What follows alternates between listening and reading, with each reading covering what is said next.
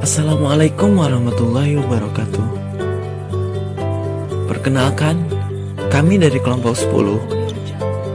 Yang pertama ada Herawati dengan NPM 1910 6310 20 105. Yang kedua ada Mahesa Januar Amrullah dengan NPM 1910 6310 20 118. Yang ketiga ada M. Sofyan Hadi dengan NPM 1910 6310 226. Kami di sini akan mempresentasikan tentang controlling marketing strategis and program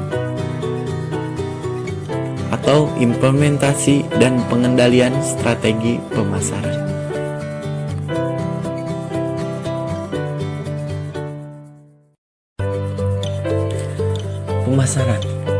Pemasaran adalah suatu proses dan manajerial yang membuat individu atau kelompok mendapatkan apa yang mereka butuhkan dan inginkan dengan menciptakan, menawarkan, dan mempertukarkan produk yang bernilai pada produk lain, atau segala kegiatan yang menyangkut menyampaikan produk atau jasa mulai dari produsen sampai ke konsumen. Tidak hanya itu, tapi juga bagaimana produk atau jasa tersebut dapat memberikan kepuasan kepada pelanggan dengan menghasilkan laba. Di sini ada yang disebut dengan implementasi pemasaran. Adalah tahapan perusahaan mengambil langkah untuk merealisasikan rencana pemasaran ke usaha-usaha yang nyata. Implementasi pemasaran mencakup 3 aktivitas. Yang pertama ada pengorganisasian pemasaran, 2 pembentukan staf, yang ketiga adalah pengarahan. Pengorganisasian pemasaran, proses membagi kerja ke dalam komponen-komponen yang dapat dikelola dan mengorganisasikan hasil-hasil agar tercapai tujuan. Pembentukan staf, perencanaan untuk memperoleh hasil yang diharapkan membutuhkan karyawan yang mempunyai keterampilan dan dedikasi yang baik. Pemilihan karyawan, bagian pemasaran sangat penting disesuaikan dengan organisasi. Pengarahan, proses menuntun kegiatan-kegiatan para anggota organisasi ke arah yang tepat. Kesuksesan tahap ini bergantung pada 4 aspek dalam mengelola karyawan, yaitu delegasi, koordinasi, motivasi, dan komunikasi. Pengendalian pemasaran, usaha memberikan petunjuk pada para pelaksana agar mereka selalu bertindak sesuai dengan rencana sistem pengendalian. Mengikuti proses dasar yang sama, biasanya mengikuti 6 langkah sebagai berikut. 1. Menentukan apa yang dikendalikan. 2. Menetapkan standar. 3. Mengukur kerja. 4. Membandingkan kinerja dengan standar. 5. Menentukan alasan penyimpangan. 6. Melakukan tindakan koreksi. Jenis-jenis pengendalian pemasaran. 1. Pengendalian rencana tahunan. Tugas untuk memastikan perusahaan telah mencapai sasaran, penjualan, laba, dan sasaran lainnya, di mana dilakukan dengan cara menyatakan sasaran yang terdefinisi. Ukuran kinerja menentukan penyebab kegagalan dan memilih tindakan perbaikan antara sasaran dan kinerja. 2. Pengendalian atas probabilitas. Tugas pengukuran probabilitas aktual dari berbagai produk, kelompok pelanggan, saluran distribusi, dan besarnya pesanan, sehingga diperlukan analisis probabilitas pemasaran. 3. Pengendalian efisiensi. Tugas untuk mengikuti efisiensi kegiatan pemasaran seperti penjualan personal atau perorangan, perikanan, promosi, dan distribusi. 4. Pengendalian strategis. Tugas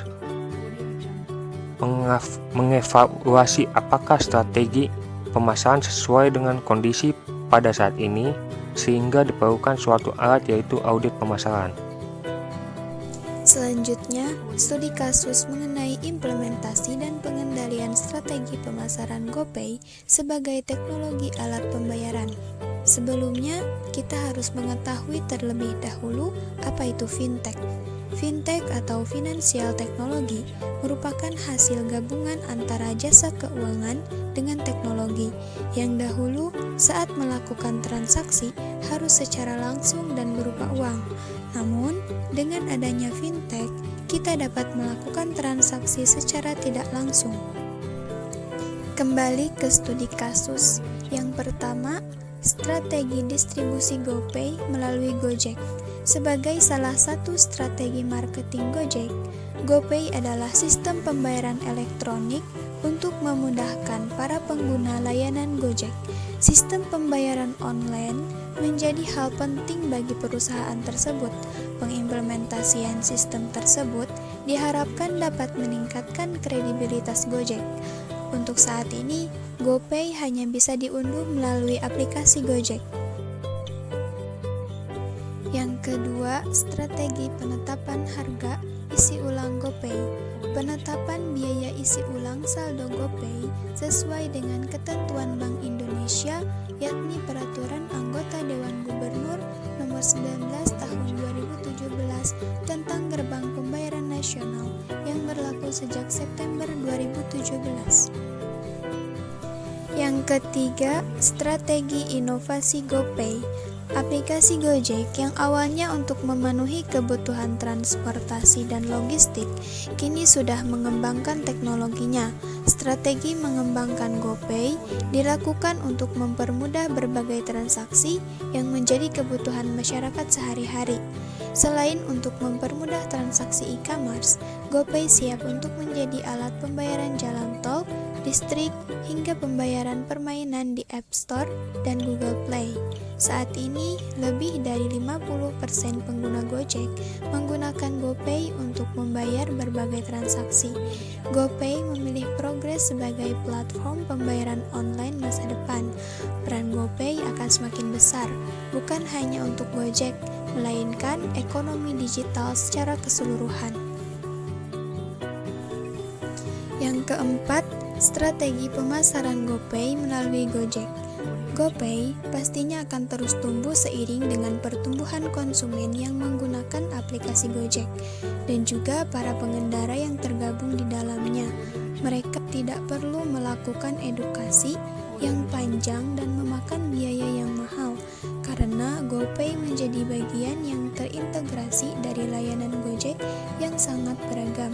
Calon konsumen cukup mengunduh satu aplikasi yang sudah mencakup semua layanan dan memberikan solusi bagi berbagai kebutuhan mereka. Itu sebabnya pertumbuhan GoPay akan terus melaju.